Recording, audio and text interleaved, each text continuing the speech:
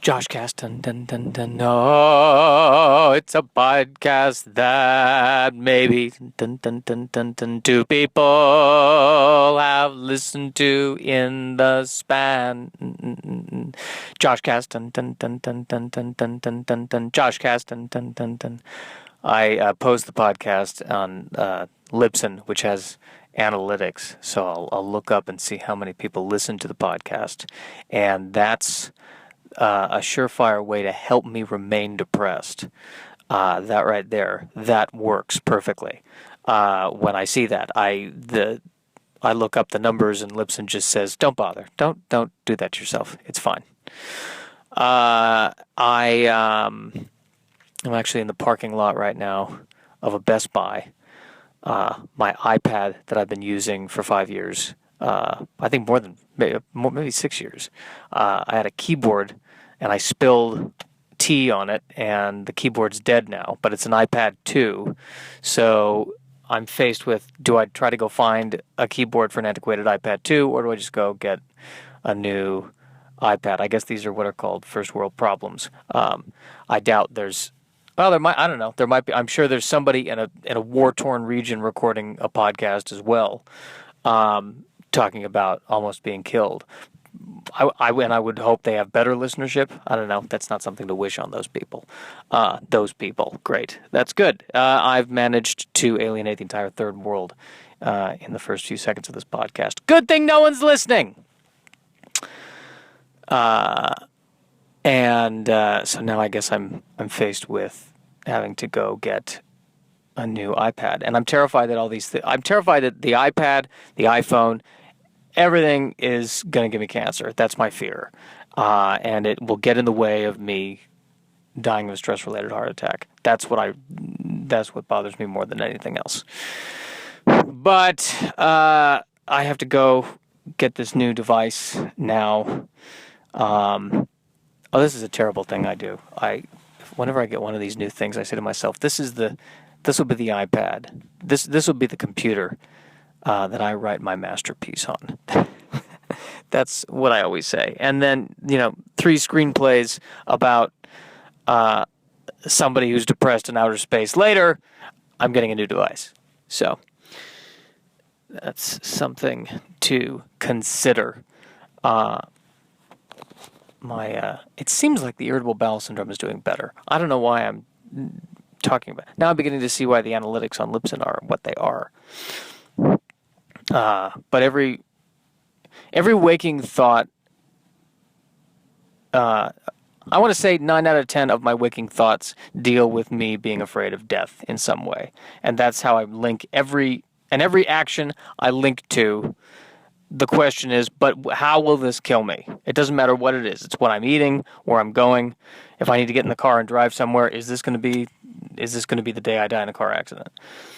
Every decision I make, every single one, it doesn't matter how small it is. If I buy stamps, will this be the day where I go to the post office and somebody actually goes postal? Will this, I don't know, I've been afraid of death. There was a point I was fine until I learned what death was. I was 3 or 4. Before then, everything was great because I was immortal before then, as far as I knew. And then I found out what death was, and then I remember I would ask my mom over and over, "Mom, am I going to die? Mom, will I die? Will I die, Mom? Mom, will I die?" And she kept saying, "No, not for a long time. Not for a long time." And that's what I love about my mother. She's she tells the truth. I think I suspect that other mothers would say, "You're not going to die. You're not going to die." But Mom was like, "Nope. Statistically speaking, not for a while." Am I going to die, Mom? Well, if we look at the family history, the way it's going to go, probably in your 60s. So enjoy life now. Enjoy those Fruit Loops now. That's a lie. She never served me Fruit Loops. There was too much sugar in those cereals. My mom worked very hard to make sure that I ate a healthy diet. And as soon as I was away from the house, that fell by the wayside. totally fell by the wayside. She did everything that she was supposed to do as a mother, and I take full responsibility for me not handling my shit. I didn't want to cuss. That might affect the listenership. that's going to cause. I might lose a sponsor on that one. Uh oh. Going to lose Toys R Us as a sponsor now. But my diet is absolutely fundamentally hideous. I had 2 Krispy Kreme donuts yesterday and 5 chocolate chip cookies. Now the side effect is I'm happy. And then I eat that and then I worry about dying in tragic and unconventional ways. I'm sitting there eating 5 cookies going, man, I hope the asteroid doesn't hit. That's how I roll. That's what I like to worry about. My worrying is very exotic. I don't worry about the things I should be. I'm normal things. I have a very sexy worrying. That's I'm the sports car of worrying. I worry about the very, the earthquake where California, the entire state falls into the ocean. That's the kind of worrying I worry about. But exercising, eating right, no concern there.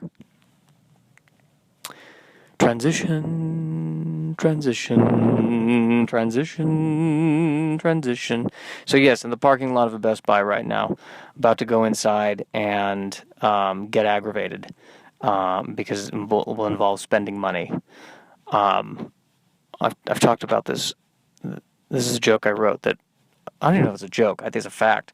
My idea of a day off is me in my apartment, lying on my bed, not spending money. There's no greater feeling. Just lying on my bed going, other than the money I have to spend right now for rent and everything else, I'm not spending money. That's my vacation. I mean, going on a vacation, I just think I'm spending money. My vacation is